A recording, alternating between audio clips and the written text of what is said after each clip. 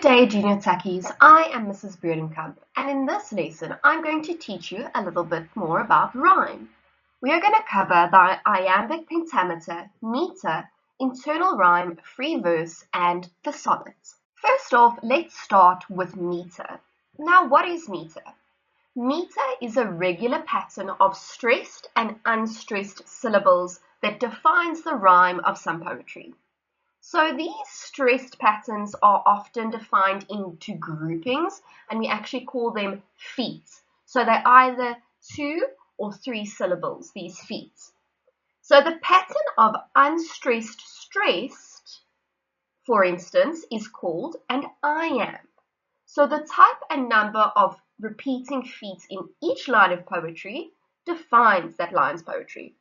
Now I know that sounds incredibly confusing, but don't worry, on the next slide, I will be showing you what I mean. So this is an example of iambic pentameter. So what does it mean? It means that there are 5 stressed and 5 unstressed syllables per line. Let's have a look at the most common feet found in metered poetry is. Okay, so first of all, we have the iamb. So that is where we have an unstressed syllable with a stressed syllable. Then we have a trochee, which is a stressed with an unstressed. Then we have a spondees, which is stressed, stressed. Dicalyx, which is stressed, unstressed, unstressed. And anapaests, which is unstressed, unstressed, stressed. But what I want you to concentrate on is the iambs. Then we have the most common number of feet found in the line. So we have monometer, mono meaning 1. Dimeter, meaning 2 feet. Trimeter, meaning 3 feet, tetrameter, 4 feet, pentameter or pentameter, 5 feet, and then your hexameter, 6 feet. Now, let's have a look at the iambic pentameter. This is something that you will come into contact with from now until grade 12, probably more than any of the other types of meters that I've shown you. So an iambic pentameter just means that there are 5 unstressed syllables and 5 stressed syllables in a sentence or a line of poetry for that matter. So if you look at the bottom over there where I've done the da-dum, this is what it should sound like when you're actually saying it. This is the intention of Shakespeare when he wrote. Da-dum, da-dum, da-dum, da-dum, da-dum. Now, yes, that sounds ridiculous, it sounds funny, but remember, back in the day, 400 years ago, people would write poetry and listen and put it to music. So it was a little bit entertaining. So let's have a look at a very famous line from Shakespeare's poetry, Shall I compare thee to a summer's day? I've also included how we indicate the stressed versus the unstressed syllables on top of a line of poetry. So you will see there at the shell, it's got almost like a U looking mark on top of it. That means it is unstressed. And then if we look at I, it has like a dash at the top of it. That is a stressed syllable. So this is how it should sound. Shall I compare thee to a summer's day? That is iambic pentameter. Internal rhyme is when the rhyme occurs in the middle of the lines of poetry instead of the ends of the lines of poetry, which is end rhyme, which we're very familiar with. So in a single line of poetry, it can contain one eternal rhyme, okay? All the rhyming words can occur across multiple lines. So for example, I drove myself to the lake and dove into the water. Now let's look at the format of the sonnets. Whether we are looking at the Italian sonnet or the English sonnet, they both have 14 lines. And they have a very, very specific rhyme scheme. Think about it, they all have end rhyme as well as a specific rhyme scheme.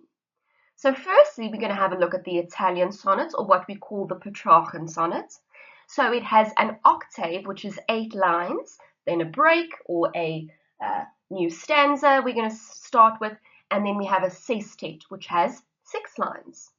The rhyme scheme of the octave is always A, B, B, A, B, B, A, where the sestet is either C, D, E or D, C, E, or C, D, C, D, CD.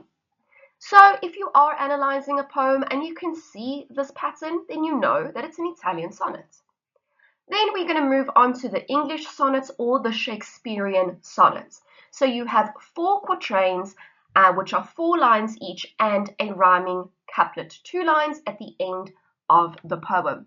And the rhyme scheme is very specific. It does not change over here. It is always A, B, quatrain 1, C, D, quatrain 2, E, F, quatrain 3, and then your GG, your rhyming couplet. Let's look at something that's completely different. This is called free verse. So free verse is the name of rhyme, we could say, given to a poem that doesn't have any strict meter or strict rhyme scheme. So a beautiful example over here is William Carlos Williams, The Red Wheelbarrow. So much depends upon a red wheelbarrow, glazed with rainwater beside the white chickens. And then many South African poems are also written in free verse. Let's look at blank verse. So blank verse is the name given to poetry that lacks rhyme but does actually follow a specific meter. It's not always iambic pentameter the meter, but a lot of the time it is. So blank verse is usually seen in Shakespeare's plays.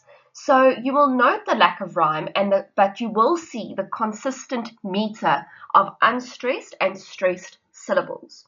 So the first example I'm going to take here is from Shakespeare's Hamlet.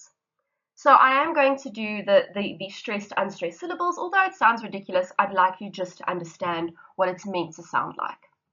It is not, nor it can not come to good, but break my heart, for I must hold my tongue. So it does sound crazy, but that is how Shakespeare intended it to be heard. Then we have an extract from Lord Tennyson's poem Ulysses. It may be that the gulfs would wash us down. It may be we shall touch the happy isles. And that is what blank verse is. So no definite rhyme, but you can definitely pick up on the meter. That's it for today, Junior Tuckies. I really hope that this lesson gave you a little bit more information on rhyme. Good luck and goodbye.